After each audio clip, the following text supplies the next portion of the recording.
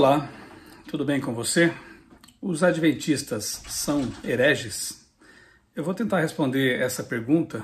Anotei aqui no meu caderninho alguns tópicos para a gente fazer algumas comparações, algumas análises. Vou citar textos bíblicos também, mas como eu não quero que seja um vídeo muito extenso, eu não vou ler os textos com você. Você pode anotar esses textos aí, quem sabe até coloque aqui depois na descrição do vídeo, e depois conferir em sua Bíblia, para que você tenha certeza daquilo que está sendo falado aqui, tá bom? É aquele espírito bereano, né, de conferir na Bíblia tudo aquilo que a gente ouve, tudo aquilo que é ensinado, para termos certeza por nós mesmos daquilo que estamos aprendendo. Combinado? Também quero recomendar a você uma série de vídeos que eu fiz com amigos pastores, intitulada Adventismo Decifrado. Ali, cada um desses tópicos aqui a gente expande em vários vídeos de uma conversa, um bate-papo teológico bastante interessante. Vou deixar também aqui na descrição do vídeo o link para essa playlist, essa série de vídeos com o título Adventismo Decifrado. Se você não assistiu ainda a essas lives, eu recomendo fortemente que você o faça, tá bom? Tem muita coisa que andam dizendo por aí na internet, os críticos de plantão, que já foram respondidas aqui no canal, em vídeos, em estudos. Também vou recomendo para você uma série de vídeos que eu apresentei numa igreja aqui em Tatuí, onde eu moro, com o título o que você precisa saber antes do fim. Uma série de estudos bíblicos que, creio, ajudarão você também a complementar aquilo que vai ouvir aqui neste vídeo, tá bom? Acho que é isso, materiais complementares, porque este vídeo vai ser breve, pelo menos esse é o meu plano, e já aproveito para convidar você a se inscrever no canal, se não fez isso ainda, acionar o sininho aí para receber as notificações de novos vídeos, novos conteúdos, curtir, recomendar, encaminhar esse link, e assim você vai fazer com que o YouTube entenda que os conteúdos aqui do canal são relevantes. Gravei recentemente aqui no meu canal também um vídeo com o título O Dragão Irado, então você pode também assistir depois, ele acaba complementando este vídeo aqui, tá bom? Vamos à pergunta de novo? Os adventistas são hereges? O que é um herege? Heresia vem do grego aireses. A ideia basicamente é aquela de pessoa ou grupo que destoa do consenso, de uma doutrina, do pensamento de um grupo. Então, o herege geralmente é aquele que abandona um grupo, ou mesmo dentro dele, acaba ensinando coisas contrárias àquilo que o grupo pensa. No caso aqui, quando chamam os adventistas de hereges, ou mesmo de seita, querem dar a impressão de que os adventistas estariam ensinando ou crendo em coisas contrárias àquilo que os cristãos creem, ou que a Bíblia apresenta. Então eu quero mostrar para você que, na verdade, esta tem sido uma acusação injusta. E eu fiz aqui, como eu disse, uma lista de vários tópicos, né? Livre-arbítrio, volta de Jesus, sábado, domingo, alma imortal, batismo por imersão, profetas, bode Azazel, juízo pré-advento, perdão de pecados, purgatório, Bíblia versus tradição e apócrifos, dom de línguas. E eu poderia estender essa lista muito mais, mas, como já disse, não quero que isso aqui vire uma vigília aqui no canal, né? Então, eu vou apresentar brevemente cada um desses pontos aqui, lembrando que poderiam ser outros mais aqui listados, mas eu creio que por aqui a gente já pode ter uma ideia. Antes de ir para os pontos específicos, deixa eu também recordar um detalhe, né? No que diz respeito aos protestantes, aquilo que talvez mais os una e que mostra que são verdadeiramente protestantes são os famosos 5 solas, né, da Reforma Protestante. O sola Scriptura, ou seja, somente as Escrituras, a Bíblia é a única regra ou fonte de autoridade infalível para a fé, a prática cristã. Sim, nós adventistas concordamos com isso. Então você pode, para ter certeza disso, você pode, por exemplo, ver lá no livro Nisto Cremos, ou no Tratado de Teologia, que são obras oficiais da Igreja Adventista do Sétimo Dia. Nisto Cremos é um material votado, inclusive, em comissão internacional. Ele reúne ali, nas páginas dele, as crenças, as doutrinas que os adventistas ensinam e creem. Então, sim, nós cremos que a Bíblia é a nossa suprema regra de fé e prática. Aí temos o sola fide. A justificação, ou seja, a salvação, é recebida somente pela fé, sem necessidade de obras para merecê-la. Sim, nós cremos nisso. está em nossa literatura oficial. Você pode consultar isso também ali no Nisto Cremos, no Tratado de Teologia e outros livros mais. Sola Gratia, a salvação é um dom gratuito de Deus, concedida apenas pela sua graça, sem qualquer mérito humano. Sim, nós cremos nisso também. Solos Christus e por aí vai. Ou seja, se o critério para ser protestante é aceitar os solas da Reforma, nós somos protestantes, ok? Mas vamos agora a alguns pontos específicos, né? Ponto 1. Livre-arbítrio versus predestinação. Os calvinistas ensinam que as pessoas estão predestinadas para a salvação ou para a perdição.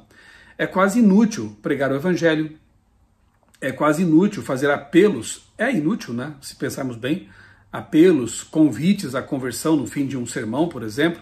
Para que convidar alguém? Para que apelar a alguém? Para que evangelizar alguém se o caso dela já está decidido? Salva ou perdida? Deus seria o árbitro nesse caso e escolheria quem vai se perder ou se salvar. Nós, adventistas, não concordamos com isso. Para nós, isso sim é uma heresia. Eu vou tomar aqui apenas um texto bíblico para mostrar como não funciona do jeito como os calvinistas querem. Josué 24, 14 e 15. Lembra desse texto? Como eu disse, eu vou só mencionar, não vou ler aqui por questão de tempo. Mas ali, Josué está diante do povo e ele faz uma proposta, né? Quem vocês querem servir? Os deuses lá das terras, né? Os deuses de vossos pais, os deuses egípcios, enfim, os deuses do paganismo, ou o Deus criador dos céus e da terra? Eu e minha casa já escolhemos, disse Josué, né? Serviremos ao Senhor. Escolham agora vocês a quem querem servir. Se a predestinação fosse um fato, uma doutrina bíblica, por que nós encontramos textos como esse e muitos outros que falam de escolha, de liberdade? Deus diz, eu proponho a você a vida e a morte, escolhe a vida para que você viva. Seria um teatrinho de Deus, uma encenação isso? Por quê? Ele insiste tantas vezes na escolha humana. Nós temos que escolher a salvação, nós temos que escolher viver com Deus, nós temos que usar nossa liberdade de escolha, que Deus valoriza tanto, para escolher andar com o nosso Deus.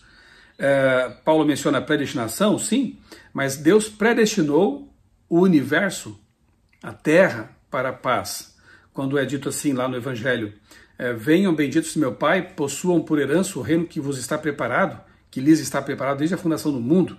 E aí depois diz para os que se perderem, apartem-se de mim vocês para o fogo, aquele que está preparado para o diabo e seus anjos. Então note que Deus, de fato, ele predestinou todos à salvação. Satanás e seus anjos, infelizmente, cometeram um pecado imperdoável, se afastaram de Deus a tal ponto que não querem mais saber de arrepender-se, de voltar atrás. Então, o lago de fogo, a destruição final, ela foi idealizada por Deus para aqueles que estão longe de todo o alcance da graça, porque não querem mais saber dela, o diabo e seus anjos. Mas muitas pessoas, infelizmente, vão abandonar esse predestino que Deus traçou para elas, salvação eterna, e vão abraçar o destino de Satanás e seus anjos. Então, essa é a predestinação bíblica, mas no sentido individual, nós somos livres para escolher o caminho, se vida eterna ou não. Então, para nós, a predestinação calvinista é uma heresia. Outro ponto, a volta de Jesus. Apocalipse 1:7, Mateus 24, ali vários versos, Tito 2:13, falam de uma vinda literal, visível e gloriosa. Enquanto há grupos que ensinam que Jesus não voltará, ou que já voltou, ou que será de um jeito ou de outro, enfim, para nós tudo isso faz parte de ideias heréticas. A Bíblia é muito clara em dizer que o advento de Cristo, e por isso somos adventistas, né? Nós cremos e amamos e pregamos sobre o advento. Então o advento de Cristo ele será visível, todo olho verá, e em glória e majestade, Tito 2:13, com todos os seus anjos em sua glória, né? Então, a volta de Jesus será visível, literal. Atos capítulo 1, ali, quando Jesus está voltando para o céu, na despedida ali de seus servos, os anjos dizem, esse mesmo Jesus virá do modo como vocês ouviram subir, ou seja, pessoalmente, visivelmente, entre nuvens e entre os anjos. Portanto, qualquer coisa que seja ensinada contrária a isso, na verdade, isso é uma heresia. Nós cremos no que está na Bíblia. Outro ponto, sábado versus domingo. Isso aqui também dá muito pano para manga, né? E aqui no meu canal tem vários vídeos sobre esse assunto. Uma coisa que é indiscutível, a Bíblia não traz em lugar algum um verso sequer que diga ser o domingo o dia de repouso, o dia do Senhor. É preciso fazer um malabarismo teológico para colocar, por exemplo, no domingo, o dia da ressurreição, como um novo sábado na Bíblia. Isso não existe. Não há texto nenhum que aponte para essa mudança na lei. A lei que foi escrita pelo dedo de Deus em tábuas de pedra. Na verdade, temos lá em Gênesis 2, 1 a 3, a primeira menção ao sábado na Bíblia, quando não havia nem judeu na terra, havia só Adão e Eva. O sábado é dado para o ser humano. Nós vemos ali Deus e o primeiro casal descansando no sábado, aquela pausa contemplativa, né? O memorial da criação, portanto, é o sábado. Nós vemos ali em Êxodo capítulo 20, 8 a 11, o mandamento, o quarto mandamento da sagrada lei de Deus, reafirmando o sábado como memorial da criação. Lembra-te do sábado para o santificar. Por quê? Porque em 6 dias fez o Senhor os céus, a terra, o mar e tudo que neles há. Então, o motivo para guardarmos o sábado é porque Deus o criou e fez dele o memorial da criação. Muitos textos eu poderia citar aqui, eu vou já pular para o Novo Testamento, Lucas 4,16, que menciona que Jesus guardava o sábado. Temos lá em Atos textos que mostram os discípulos, o apóstolo Paulo, após a cruz, guardando o sábado. Alguns dizem que a cruz teria mudado a lei, né? E Apocalipse 12:17 diz que o povo de Deus nos últimos dias estaria guardando os mandamentos de Deus, e na Bíblia só tem... os mandamentos estão na Bíblia ali em Êxodo 20 e Deuteronômio capítulo 5, e não são outros senão aqueles 10 mandamentos que estão na Bíblia. Então o povo de Deus nos últimos dias guarda os mandamentos. E Isaías 66 menciona que até na nova terra, após a história do pecado já passada, né, tudo restaurado, os salvos continuarão guardando o sábado. Já leu esse texto? Então o sábado vem de Gênesis a Apocalipse, de eternidade a eternidade, porque a lei de Deus ela é eterna. E guardar o domingo, que é um dia que foi sancionado, na verdade, pela Igreja Católica, né, e inicialmente instituído como lei lá para o Constantino, o imperador semipagão, coloca os protestantes numa situação complicada, porque os católicos geralmente dizem que guardam o domingo porque a igreja tem autoridade superior à Bíblia e ela pode mudar os mandamentos de Deus. Veja que coisa absurda. Mas é assim que se justificam, e aqueles que são católicos acabam sendo até coerentes porque creem que a Bíblia está abaixo da igreja. Nós e os protestantes, repito, cremos que a Bíblia está acima. A igreja deriva da Bíblia e não o contrário. A Bíblia não é a suprema regra de fé e prática para o protestante, sola escritura. Então o que diz a Bíblia? Que o sábado é o dia do Senhor, que o sábado é o dia de repouso bíblico. Então, não guardar o sábado e colocar o domingo em seu lugar, isso sim é uma heresia. Heresia é fazer algo que é contrário ao que a palavra de Deus ensina, o que Deus ensina na palavra. Então, guardar o sábado é estar alinhado com a palavra de Deus, ok? Eu estudei numa escola de orientação católica quando criança, lá em Criciúma, era administrada por irmãos maristas. E lembro muito bem das aulas de catecismo, né? E naquele catecismo que eu usei nas aulas, estavam ali os mandamentos segundo a Igreja Católica. E eles não trazem o segundo mandamento, que orienta não se prostrar diante de imagens. O motivo é óbvio, né? Por que esse mandamento não está ali? E, em lugar do quarto mandamento, foi colocado um terceiro, que diz que, em lugar do sábado, deveríamos guardar domingos e festas de guarda. Está no catecismo, né? Eu tenho um catecismo em casa bem antigo, de vez em quando eu mostro em alguns vídeos, né? Já mostrei para vocês aqui no canal, que apresenta também inclusive apresenta ali a justificativa para a guarda do domingo por parte dos católicos. A igreja mudou esse dia, está no catecismo. Então, nós não podemos concordar com essa heresia. É bom fazer uma pausa aqui para dizer o seguinte, né? Ao dizer que essas coisas, crenças, dogmas são heresias, eu não estou dizendo que as pessoas que seguem e que observam isso estão perdidas. Isso pertence a Deus, né? Não nos cabe o julgamento a respeito de quem está salvo ou perdido. Inclusive no Apocalipse a gente lê que há povo de Deus no meio de toda essa confusão doutrinária chamada Babilônia. Lá em Apocalipse 18, quando diz assim, saiam dela, povo meu. Então tem povo de Deus em todos os lugares, em todas as igrejas, até fora delas, né? Isso é uma coisa, e analisar doutrinas e credos e ideias é outra. Cada pessoa dará contas a Deus de acordo com o grau de verdade que lhe foi revelado e que ela obedeceu, que ela seguiu, que ela acolheu. Então, a quem muito foi dado, muito será cobrado. A quem pouco foi dado, menos rigor será tido por ocasião do juízo, enfim, né? E como Deus vai considerar essas pessoas. Esse é um ponto.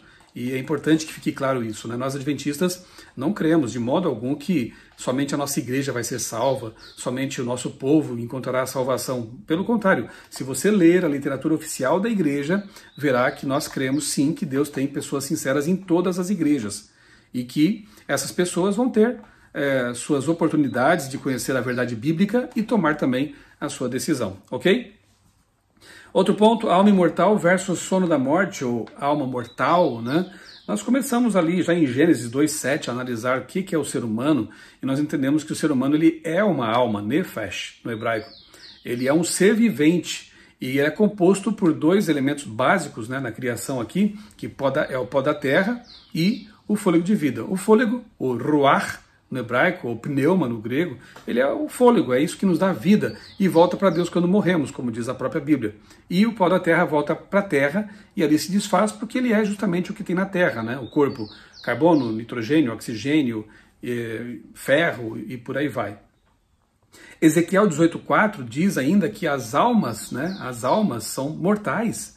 Ainda que nós crêssemos no fantasminha, coisa que nós não cremos, esse fantasminha teria que ser mortal, porque a Bíblia diz claramente aqui em Ezequiel 18:4 que a alma que pecar, essa morrerá.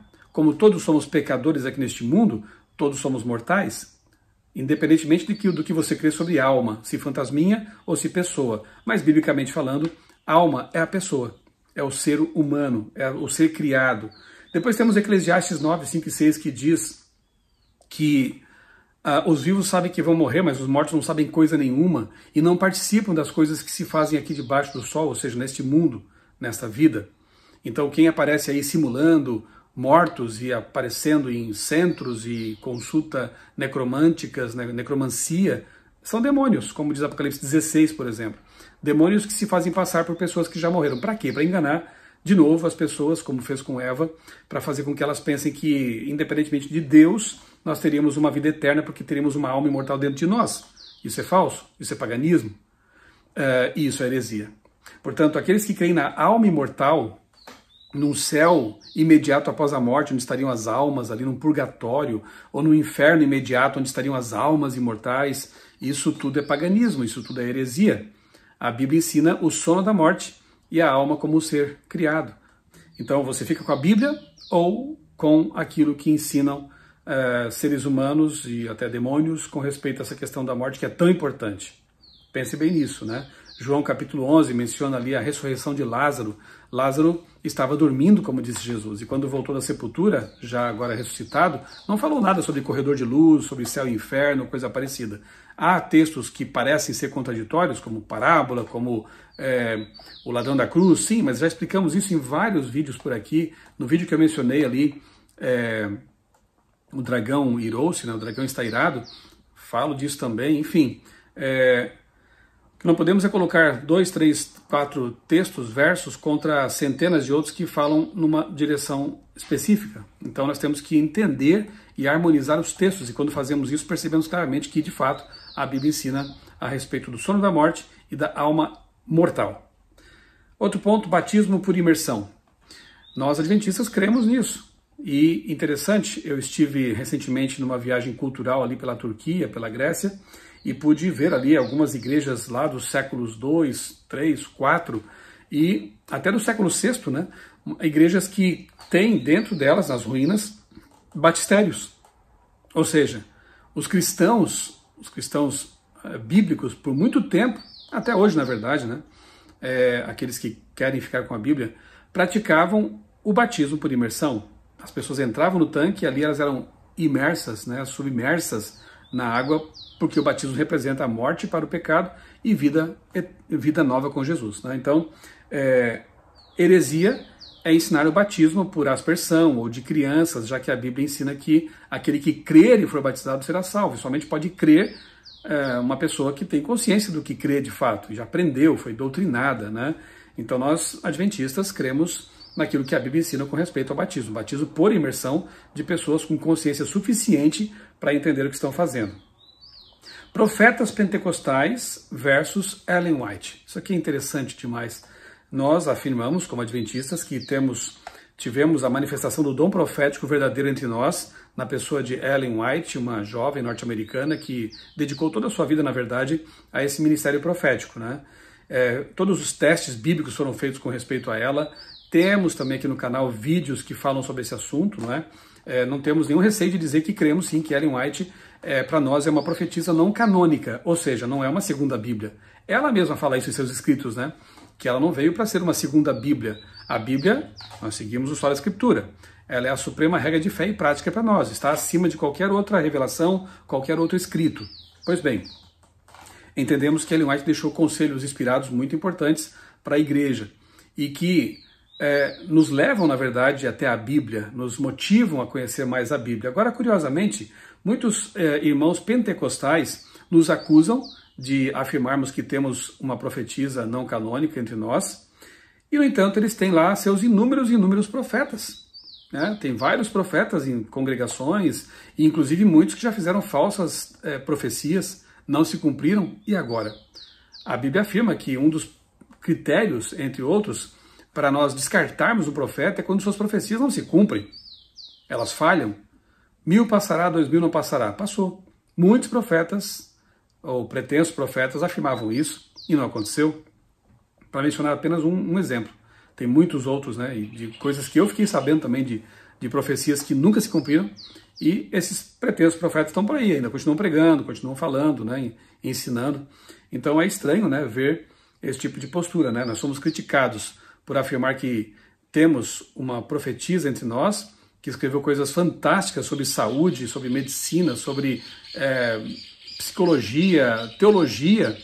Os livros dela são fantásticos, ainda mais quando se leva em conta que eles são lá do século XIX, começo do século XX.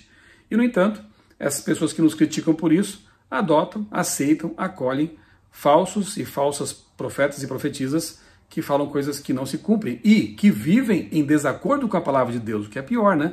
Não guardam os mandamentos de Deus, não se alimentam conforme Deus ensina em sua palavra, creem em alma imortal e tudo isso que eu falei agora há pouco aqui, né? Não guardam os mandamentos de Deus como estão na Bíblia e por aí vai. Aí é que está a contradição, né? Que estranho, né? Bem, nós cremos no que a palavra de Deus diz, que haveria dom profético até o fim da história, mas que esse dom profético tem que ser provado pela Bíblia. A lei e ao testemunho, como diz Isaías, né? Esse é o teste. Miguel, Jesus ou anjo?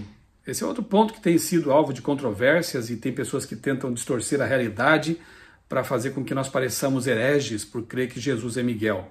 Veja bem, na Terra, Jesus encarna como ser humano para andar com os seres humanos, para se revelar aos seres humanos, para se comunicar aos seres humanos, porque ele é o verbo. João diz isso em João capítulo 1, versos 1 a 3, que ele é o verbo eterno, ele é aquele que comunica, que se relaciona.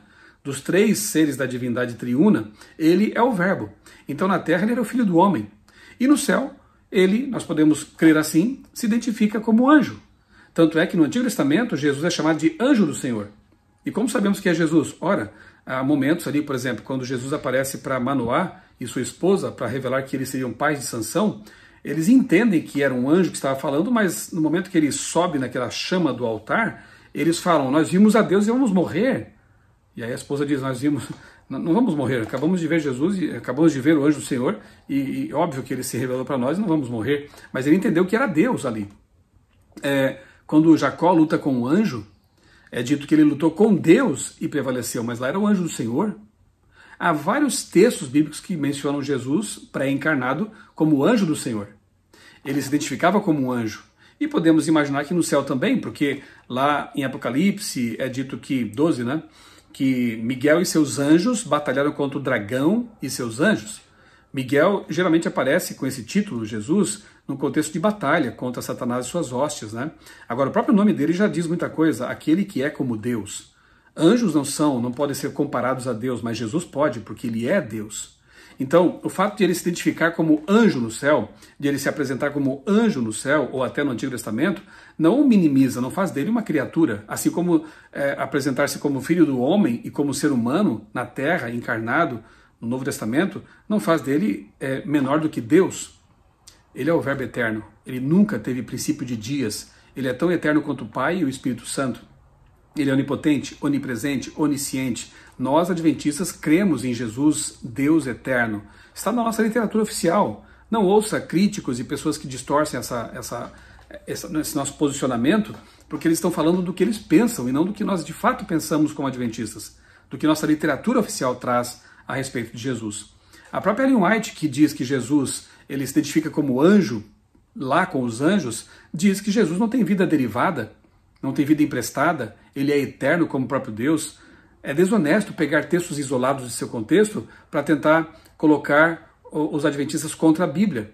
Porque quando você analisa todos os textos, né, dentro de seu contexto e compara um com o outro, você percebe que, embora Jesus... Veja, eu poderia fazer como as testemunhas de Jeová, isolar textos do Novo Testamento para dar a impressão de que Jesus é apenas um homem, ou inferior ao Pai, quando ele ora ao Pai, quando ele diz que não faz nada que o Pai não autorize. Enfim, se eu isolar esses textos que focalizam a humanidade de Cristo, eu posso dar uma ideia distorcida sobre ele. Mas se eu pegar outros textos que falam de sua divindade nos mesmos evangelhos, eu completo um quadro e mostro que Jesus se subordinou, funcionalmente falando, enquanto esteve na terra, mas nunca deixou de ser Deus. Assim também é com respeito a Jesus anjo, né? Jesus Miguel, ele é Deus, embora se relacione com os anjos. E esse é um dos títulos, dos muitos títulos que Jesus tem na Bíblia. Miguel ressuscita mortos, anjos não podem fazer isso, né? Por exemplo, Miguel é aquele que vem lá em 1 Tessalonicenses, né? A trombeta soa e o arcanjo Miguel vem e ele ressuscita os mortos para levá-los consigo para o céu. Então, seria, na verdade, uma heresia afirmar que Miguel é apenas um anjo quando ele tem várias características que apontam para a divindade. Então, Jesus é o arcanjo Miguel do Antigo Testamento, das batalhas com Satanás, mas nunca deixa de ser Deus por causa disso. Heresia é afirmar que ele seria apenas um anjo, ok? Inclusive mostrei no vídeo anterior, o dragão irado ali, o dragão ficou irado, que tem literatura presbiteriana, né, da cultura cristã, dessa editora, um comentário bíblico ali, apologético, um comentário apologético, que apresenta isso como possibilidade. Jesus pode ser o anjo Miguel do Apocalipse. Veja só, não somos só nós que falamos sobre isso, né? Existe um livro, um comentário apologético, presbiteriano, repito, que traz ali também Jesus como Miguel, sendo uma possibilidade de interpretação bíblica para isso, ok? São hereges também aqueles que publicaram esse livro? Bom, avancemos aqui. Bode Azazel, Jesus ou Satanás? Bom, eu não vou me demorar aqui também, nós temos vídeos que explicam isso, mas muita gente nos acusa de ser hereges porque nós cremos que o bode Azazel não é Jesus, o bode Azazel é Satanás. Mas quando você estuda detalhadamente o ritual do santuário, você vê ali que o bode Azazel era enviado para o deserto sem derramamento de sangue, não era sacrificado com faca, né? Não derramava sangue. Quando isso acontecia, o bode para o Senhor já tinha sido sacrificado no santuário e o povo já tinha sido perdoado. Então o bode para o Senhor representa Jesus, derrama seu sangue, promove a remissão dos pecados. O bode Azazel, cujo nome vem de um demônio lá da demonologia hebraica, como pode ser Jesus? Ele vai para o deserto, não expia pecados, não derrama seu sangue e morre lá não sacrificado. A pessoa que levava esse bode para o deserto tinha que depois voltar e se purificar, porque tinha tido contato com o símbolo de Satanás. Então, heresia é dizer que o bode Azazel, um demônio, ele seria Jesus. Ele não redime pecados. Então, nós cremos no que está na Bíblia. Nós cremos que o bode Azazel representa Satanás, que no milênio vai ficar num deserto chamado Terra e depois vai pagar por todos os males que ele fez. Não para nos redimir, mas para dar contas a Deus do que ele fez. Juízo pré-advento. Basta citar aqui, quem sabe, Mateus 16, 27 e Apocalipse 22, 12. É dito na Bíblia, claramente, que Jesus vem trazer o galardão, a recompensa. Se ele vem trazer a recompensa na sua vinda, é óbvio que deve ter havido um juízo antes da sua vinda. É isso que chamamos de juízo pré-advento, ou juízo investigativo, em que Jesus, assim como acontecia no santuário terrestre, ele investiga os casos lá no santuário celestial, os registros, e assim é terminada a história do juízo para o bem de todos os seres criados. Tudo ficará às claras. Se Jesus vem trazer a recompensa, o galardão, obviamente aconteceu um juízo pré-advento, antes da volta dele. O que há de herético nisso? Nada. Perdão de pecados. Nós não cremos que seres humanos podem perdoar pecados. Isso é uma heresia. Em vários momentos na Bíblia, Jesus ele foi acusado de perdoar pecados. Você não pode fazer isso, só Deus pode. É exatamente isso, só Deus pode. Por isso Jesus perdoou pecados. E nós adventistas nos confessamos, pedimos perdão unicamente a Jesus. Não tem outros intercessores, outros mediadores, porque todos esses seres humanos, por mais que tenham sido considerados como pessoas dignas de imitação, pessoas santas até, eram pecadores, não podem fazer mediação, não podem ser intercessores. Somente Jesus é o nosso único intercessor, porque sendo Deus e homem, sem pecado, ele faz essa ponte entre Deus e a criatura, entre os seres humanos pecadores e Deus. Só Jesus perdoa pecados. Qualquer coisa fora disso é heresia. Purgatório. Também não cremos nisso não, porque purgatório, para resumir o máximo, depende da crença na alma imortal. A pessoa morre, vai para um lugar onde ela poderia purgar seus pecados para depois ser promovida para o céu. Isso é um dogma católico, baseado em livros apócrifos, não na Bíblia. E depende da crença na alma imortal. Então, nós não podemos aceitar de forma alguma isso. É uma heresia. Bíblia versus tradição e apócrifos. Já falei sobre isso também em alguns vídeos. Gravei recentemente um vídeo muito bom com o pastor Luan, lá dos Estados Unidos, que estudou, fez um doutorado em Harvard e é especialista em Novo Testamento e cristianismo primitivo. Ele falou sobre essa questão. Nós não podemos aceitar os apócrifos que não são inspirados. O próprio Jerônimo, tradutor dos apócrifos, admitia isso, que eles não têm a mesma autoridade dos livros inspirados da Bíblia. Nós, protestantes e adventistas também, obviamente, porque cremos nisso, só a Escritura são só os livros inspirados por Deus, que a igreja reconheceu como sendo inspirados. A tradição, por mais que tenha o seu valor, não tem a mesma autoridade da Bíblia. A Bíblia está acima de toda tradição, de todos os outros demais livros e qualquer outro pretenso profeta. A Bíblia é a nossa regra de fé e prática. Qualquer coisa contrária a isso é uma heresia. E para finalizar, dom de línguas estranhas. Não, nós não cremos no dom de línguas estranhas aí dos pentecostais, com todo o respeito aos nossos irmãos pentecostais, porque isso não é bíblico. Se você ler Atos capítulo 2 com atenção, com oração, você vai perceber que ali está a descrição do verdadeiro dom de línguas. Pessoas, os discípulos no caso, que não conheciam os idiomas para os quais estavam falando e de repente passam a falar naquelas línguas, porque era um momento de uma missão importante, de uma oportunidade tremenda de pregar o evangelho, e Deus os capacita com o dom de falar línguas estrangeiras. A palavra estranha aí nem aparece nos originais, né? Falar outras línguas. Mas mesmo que você queira aceitar a palavra estranha que está ali, em algumas bíblias, entenda que ela é estranha para quem fala, não para quem ouve. O dom de línguas existe. Já se manifestou até, inclusive, no nosso meio, no meio adventista. Entrevistei, alguns anos atrás, agora é pastor, né? Africano, que recebeu o dom de línguas e falou alemão puro lá em uma cidade do sul do Brasil, quando ele estava comportando naquela região. Abriu uma igreja ali, foi algo maravilhoso, o verdadeiro dom de línguas. Uma língua que ele não tinha aprendido, não sabia falar, e por dom de Deus falou. Bem, cremos no dom de línguas bíblico.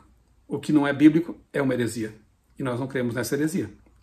Então, fechando por aqui, poderia, como eu disse, trazer uma lista muito maior de questões, né, que são dogmas, são ideias humanas. Jesus mesmo disse, vocês invalidam a minha palavra pela tradição de vocês. Veja como é perigoso seguir tradição, seguir ideias humanas e não a palavra, né?